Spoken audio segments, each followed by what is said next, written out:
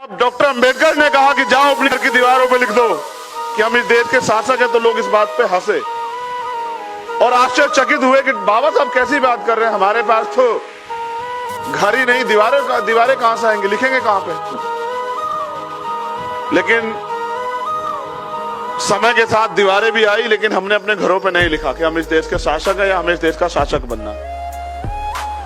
हमने अगर कुछ लिखा तो मात्र ये कि हम इसलिए पढ़ रहे हैं कि हमें नौकर बनना है। और नौकर होता है, कोई छोटा होता है, कोई बड़ा होता है।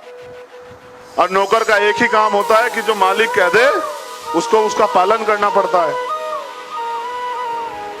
मैं लोकशाही में भरोसा रखता हूं, लेकिन मैं मानता हूं कि लोकशाही तब तक मजबूत नहीं होगी जब तक हमारे महापुरुषों के दिखाए रास्ते पे देश नहीं चलेगा।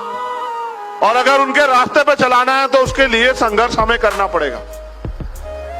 अगर आप लोगों ने बिहार की वो घटना आपको याद हो, लक्ष्मणपुर बाथे की जो घटना है, अगर मैं जानना चाहूं कितने ऐसे लोग हैं जिनको बिहार की उस घटना के बारे में याद है, जरा वो हाथ उठाएंगे क्या? जिनको लक्ष्मणपुर बाथे की घटना की जानकारी, वो एक बार ऊंचे से हाथ उठाए, मैं देखूं कितने लोगों को पता है। अपना इतिहास पता होना चाहिए ना।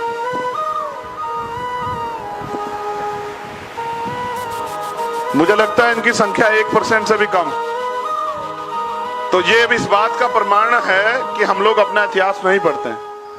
और बाबा साहब अंबेडकर ने कहा कि जो समाज अपना इतिहास नहीं जानता कोई इतिहास का निर्माण नहीं कर सकता है। तो वही तो कह रहा हूं कि हम बाबा साहब को सिर्फ पूजते हैं, मानते नहीं हैं, ना उनकी मानते हैं। उन्होंने ये भी कहा कि इतिहास व्यक्ति को परिवर्तित कर सकता है, लेकिन अगर व्यक्ति संकल्प ले ले तो वो इतिहास को भी परिवर्तित कर सकता है। और ऐसा उन्होंने करके भी दिखाया।